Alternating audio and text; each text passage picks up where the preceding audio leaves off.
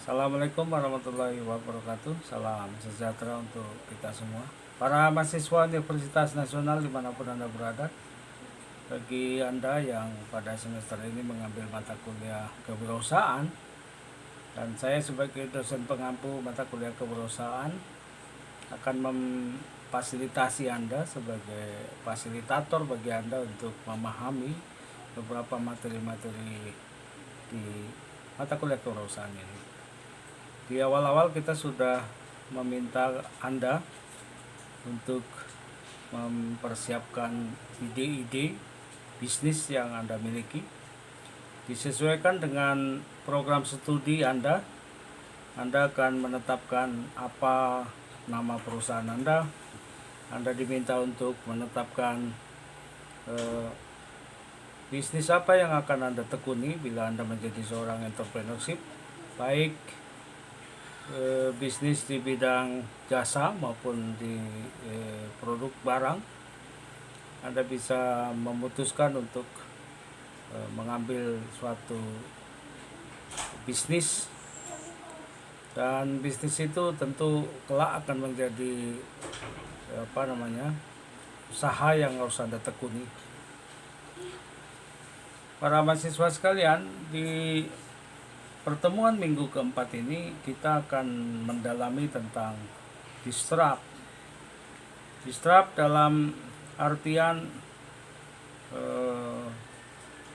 nanti akan kita jelaskan secara detail dari disrupt itu, dari ketentuan-ketentuan yang ada.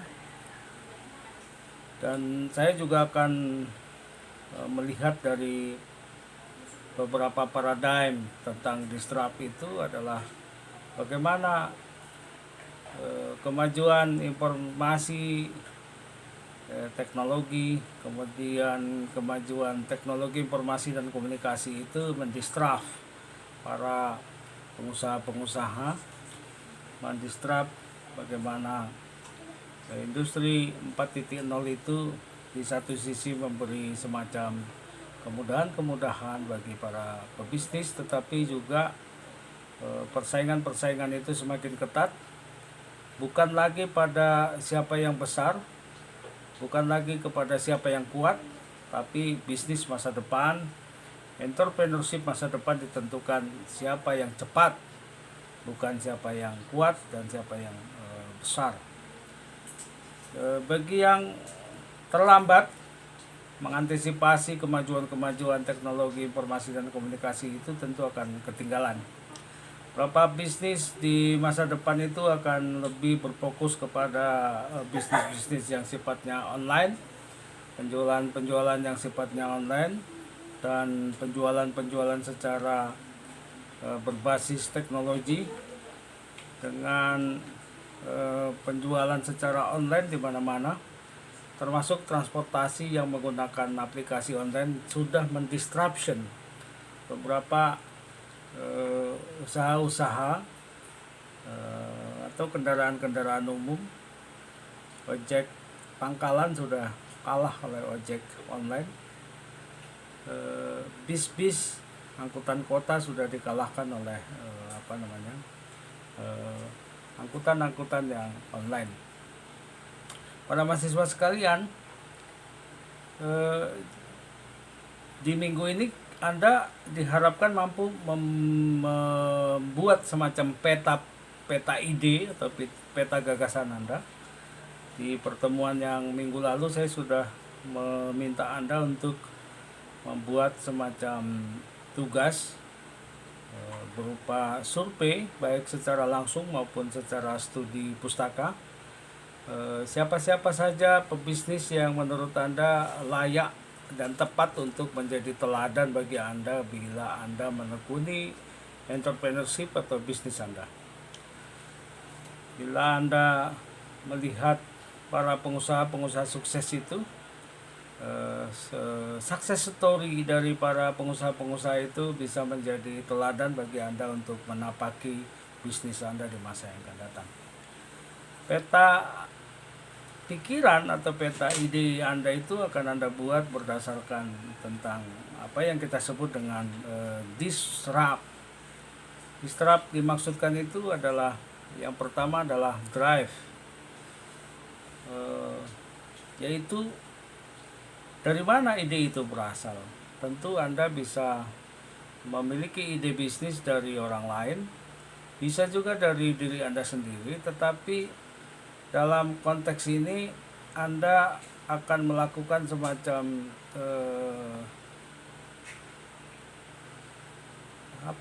survei. Selain survei juga Anda akan melakukan semacam brainstorming dengan para teman-teman Anda, sahabat-sahabat Anda, untuk mendapatkan ide-ide bisnis yang menurut Anda menjadi bisnis yang harus Anda tekuni di masa yang akan datang. Dari mana ide itu berasal? Tentu saja dari apa yang menjadi kebutuhan masyarakat yang harus Anda penuhi sebagai seorang pebisnis, atau Anda melihat peluang-peluang bisnis dari bagaimana kebutuhan-kebutuhan para konsumen dan customer Anda, dan Anda harus memenuhi kebutuhan-kebutuhan itu berdasarkan survei pasar dan yang lain-lainnya. Yang kedua adalah include. Include itu adalah apa yang dimaksud dengan melingkupi atau berisi dan memuat sesuatu. Berdasarkan Cambridge Dictionary, include adalah mengandung sesuatu sebagai bagian dari sesuatu yang lain, atau membuat sesuatu menjadi bagian dari sesuatu yang lain. Jadi include dimaksudkan adalah membuat sesuatu, ide-ide yang tadinya sudah Anda miliki sebagai ide bisnis itu, Anda membuat sesuatu yang baru, yang berbeda dengan yang sudah ada. Yang ketiga adalah Spirit. Spirit ini adalah berdasarkan Kamus Bahasa Inggris diterjemahkan sebagai tersendiri. Arti lainnya adalah terpisah. Bagaimana ide-ide itu menjadi sesuatu yang terpisah. Dan yang selanjutnya adalah repurpose. Sering sekali para mahasiswa sekalian, influencer marketing bisa memakan banyak biaya. Salah satu cara membuatnya efisien adalah melakukan repurpose konten atau isi dari bagaimana menjual sebuah produk itu dilakukan untuk agar seefisien mungkin dengan melakukan apa yang disebut dengan repurpose. Biasanya repurpose itu juga meliputi apa yang dilakukan dengan menggunakan barang-barang yang biasanya dianggap sampah atau sudah tidak berguna atau usang, kemudian dipakai kembali. Dan yang selanjutnya adalah unity atau menyatukan tentang bagaimana ide-ide itu disatukan menjadi sebuah gagasan baru yang unik, dan itu menjadi sebuah dalam pemetaan pemikiran Anda sebagai sebagai seorang entrepreneur atau sebagai pengusaha, Anda bisa menyatukan dari beberapa gagasan atau ide-ide yang berserakan itu menjadi ide-ide yang baru, dan Anda akan praktekkan di bisnis Anda. Dan yang selanjutnya adalah soal personalize. Personalize itu adalah membuat sesuatu itu terlembagakan. Jadi setelah dia disatukan di unity, lalu kemudian akan dilembagakan dalam sebuah organisasi perusahaan yang Anda pimpin. Dan Anda sebagai seorang entrepreneurship tentu akan melembagakan ide, pemikiran, dan gagasan itu untuk diaktualisasikan dalam praktek-praktek entrepreneurship yang akan Anda lakukan. Dan terakhir adalah bahwa ide-ide baru atau gagasan bisnis baru itu harus ditransplantation. Kalau dalam bahasa kesehatan atau kedokteran itu, transplantasi itu adalah menyangkutkan. Bagaimana ide-ide baru itu bisa secara kelembagaan menjadi sesuatu yang mendorong bisnis Anda menjadi lebih maju, lebih berhasil. Dan saudara-saudara mahasiswa sekalian,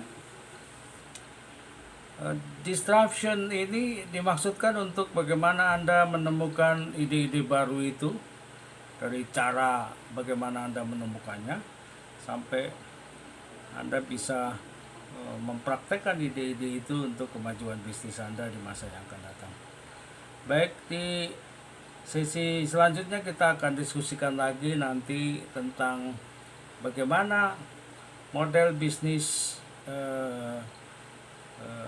bisnis model kampas yang harus Anda tata, Anda susun berdasarkan gagasan bisnis atau ide yang sudah Anda temukan, baik bisnis yang berupa jasa maupun berupa barang.